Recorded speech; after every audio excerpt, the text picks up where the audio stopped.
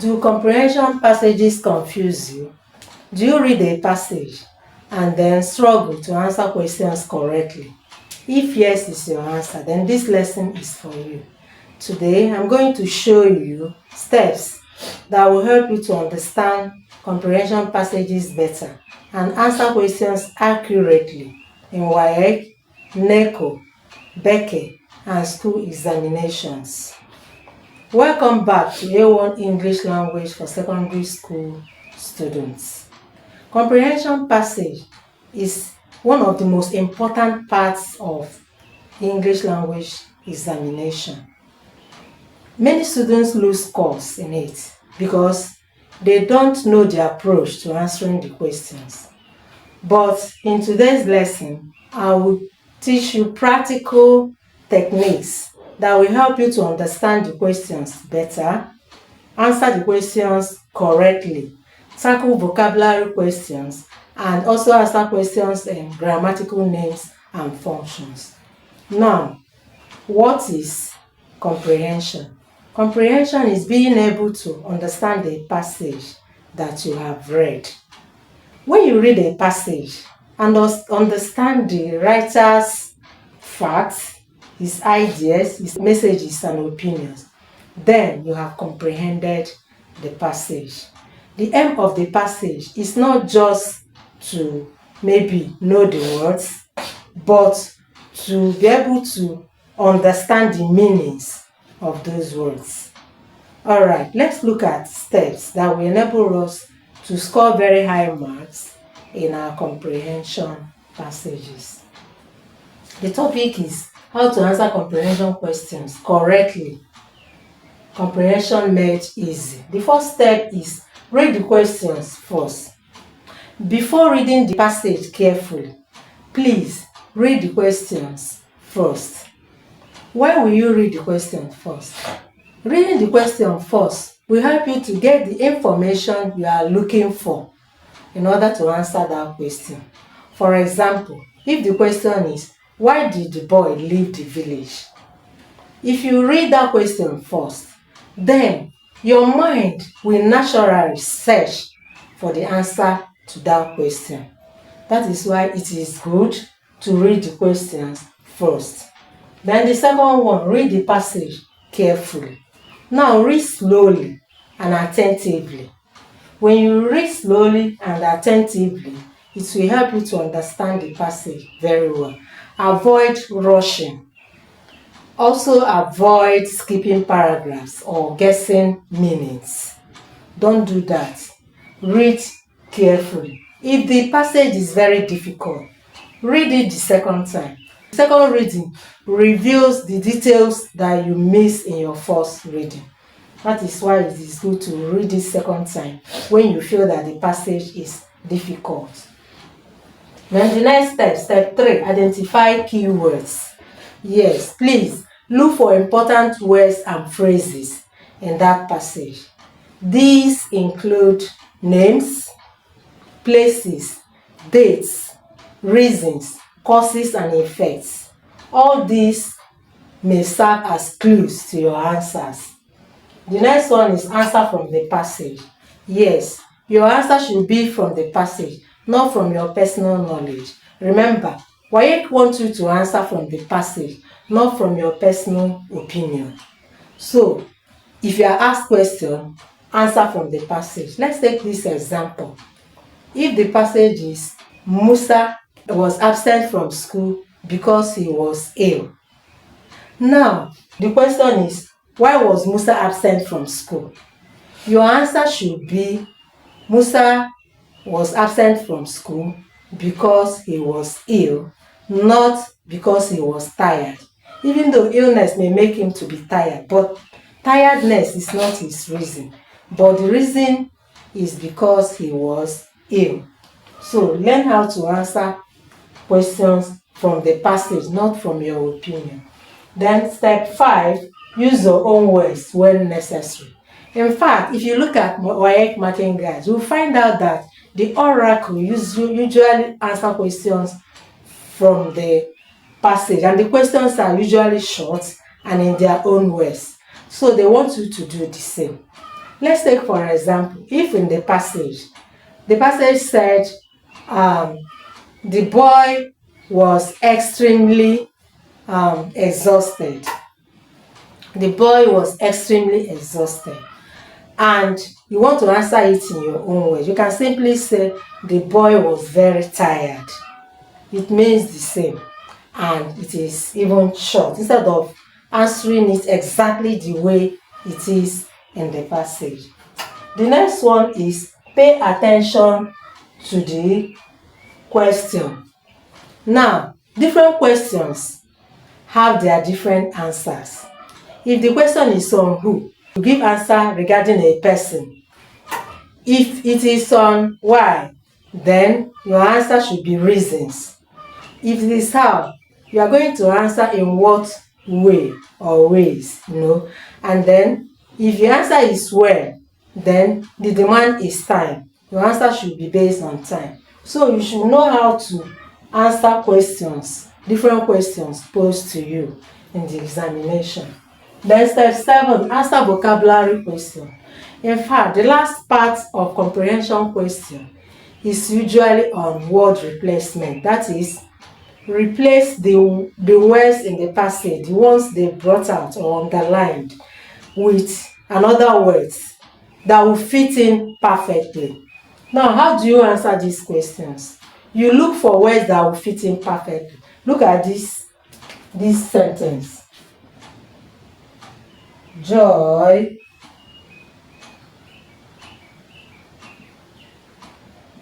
was a brilliant student. It's just a sentence. And now, brilliant is underlined. If you use intelligent here, you will be wrong. Why? Because what you will have there is Joy was a intelligent student, which is wrong. But you take this A into cognizance. That means for you to give the right one, you should look at the surrounding words. Now, what you can put here and it will go well is a phrase. Joy was a highly intelligent student. You will be correct. But if I underline A with brilliant, then you can use an intelligent. Remember, a brilliant is a phrase. You can use another phrase, an intelligent student. So what you will have there is Joy was an intelligent student. Okay. Now let's go to how to answer grammatical names and function. When we say grammatical names, it means what the expression is called. And under that names, you have something like noun phrase, noun clause, adjectival phrase, adjectival clause, or relative clause.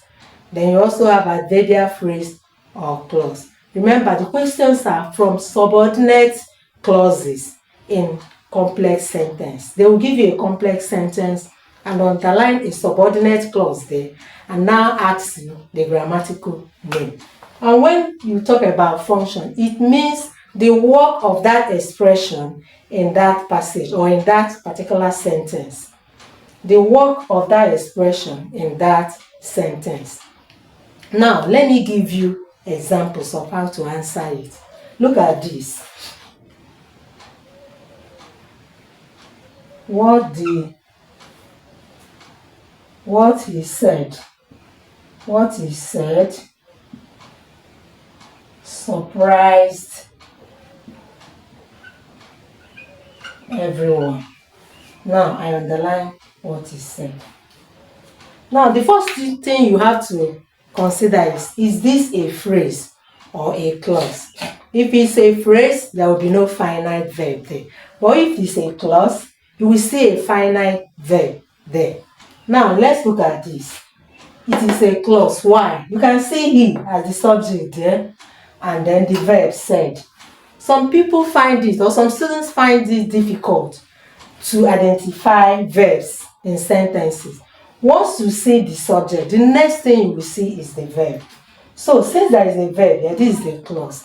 And precisely a noun clause. Why do we say it's a noun clause? Find out whether the group of words can be replaced with a pronoun. Remember, a pronoun is used instead of a noun. or it can be used to replace a noun. So if we can put it surprised everyone and it makes sense, then it's a noun. So we can do that. It surprised everyone. That surprised everyone. You can also use something, So this is a noun clause. And what is the function? You now check whether it comes before the verb or after the verb. Once it comes before the verb, it is subject of the verb. And once it's after the verb, it is object. So when it comes to noun, what they will be looking at in the function is whether it's the subject of the verb, object of the verb, subject complement, object complement, apposition, or maybe subject of the preposition. But in WAEC and NECO, they usually ask you either subject of the verb or object of the verb. But in rare cases, they also ask complement. Now, what is the function? The way you will write it is GN, that is grammatical name, noun clause. Then GF, that is grammatical function. You have subject, because it comes before the verb, subject of the verb. You mentioned the verb. The verb is surprise. Then you can enclose it with inverted comma. Okay, so that's it. Now I want to give you about 3 examples. Let me give you another one.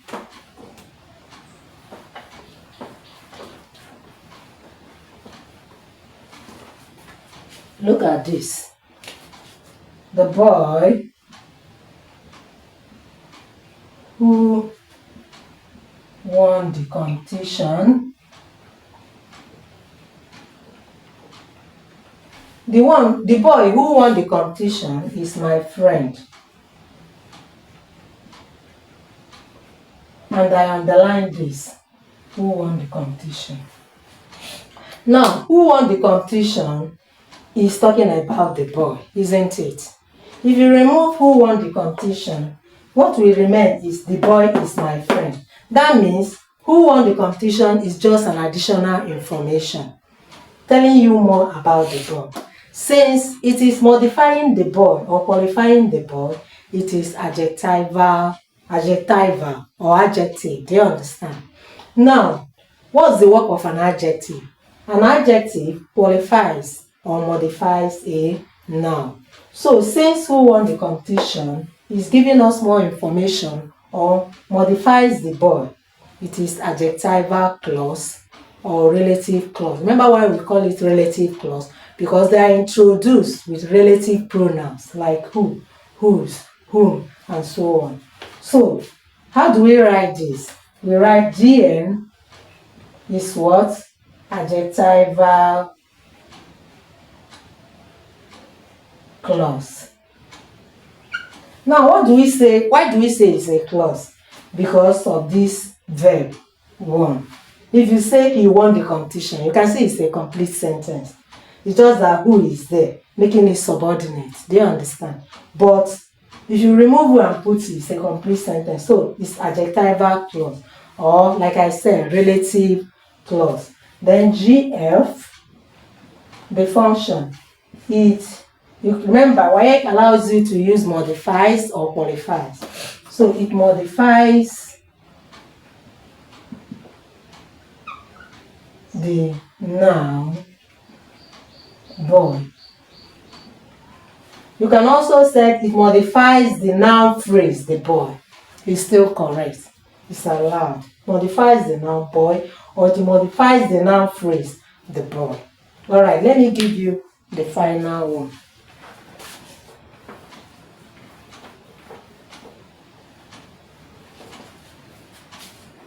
Look at this.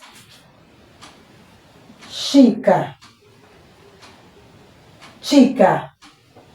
came late because she missed the bus. Chika came late because she missed the bus. Okay, I will underline because she missed the bus. Now, like I told you, because she missed the course, it is subordinate clause there. And the main clause is she came late. So, once you see because she missed the bus, remember it now answers the question why. So, it's an adverbial. Then, is it adverbial clause or phrase? See the subject here, she, followed by the verb, miss. Remember I told you, once you see the subject, you will see the verb. So this shows that it is a clause. So what's the name? It is adverbial clause.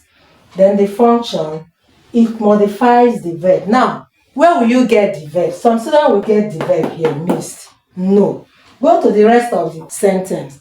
And the rest of the sentence is the main clause. Go to the main clause and get the function. So, GN here is adverbial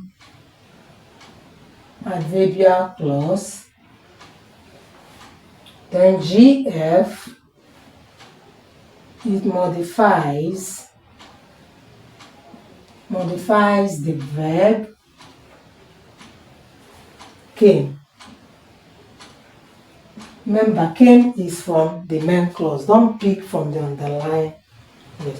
Now, I want you to differentiate between the three: the noun, the adjective, and the adverb.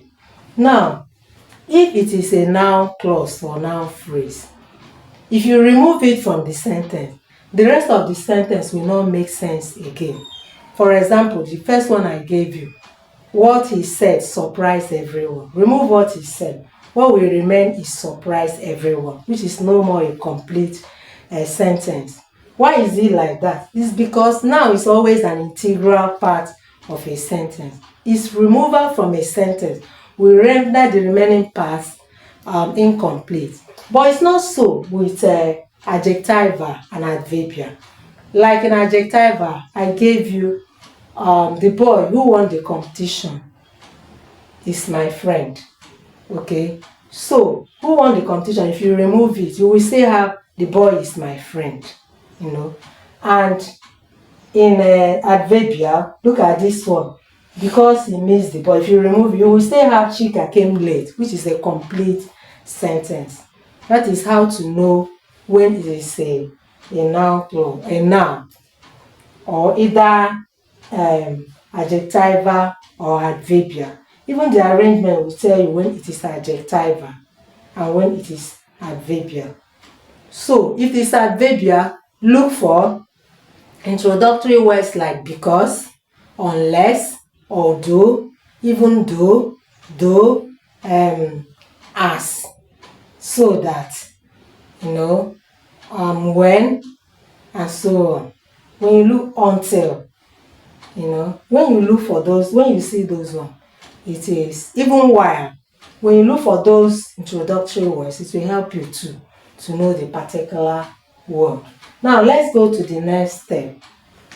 The next step is step 9.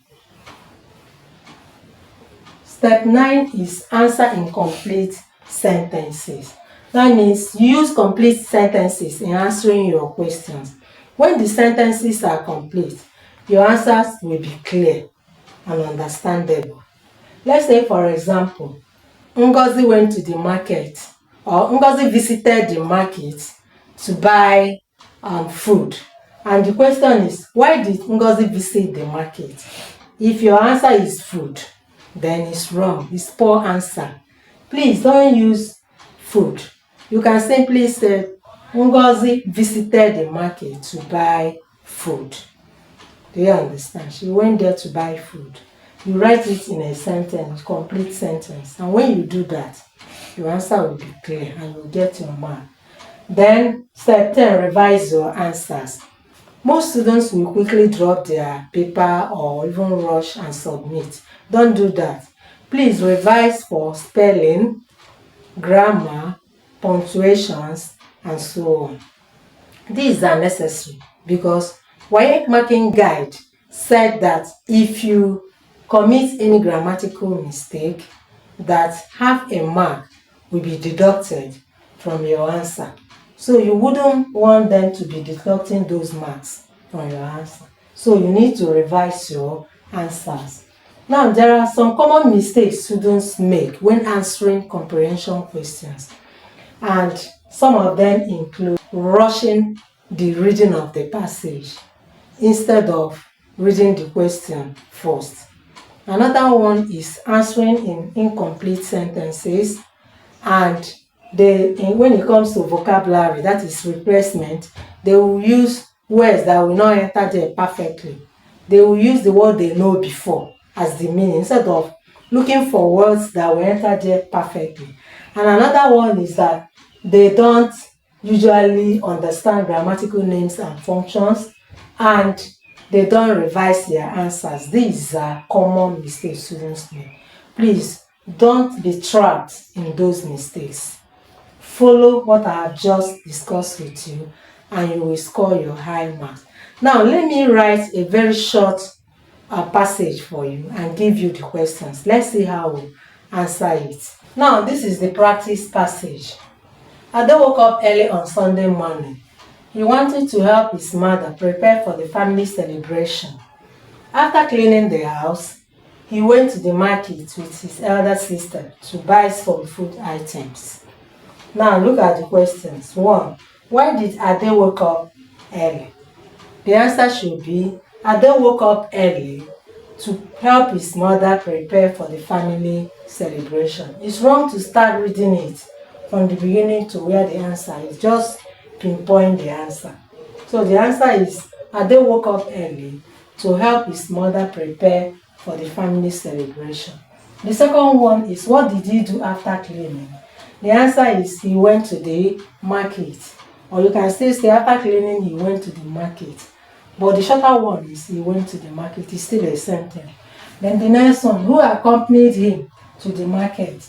His elder sister accompanied him to the market. Now that is how to answer comprehension question. Let's go to the tips to remind ourselves of what we have said so far. The steps to answer comprehension correctly. 1. Read the question first. The second one, read the passage carefully. Answer from the passage. Use your own words. Use your own words. Understand grammatical names and functions. Then revise your answers before submission. Now let me ask you this question. What part of these comprehension questions do you find difficult? Is it understanding the question, or is it grammatical names and function? Is it answering with using complete answers to answer the questions, or is it the vocabulary aspect of the question? Please tell me in the comment section. And if this video has helped you, please like the video, subscribe for more, and also share to your friends so that they too will learn from this. Thank you very much. See you in the next class.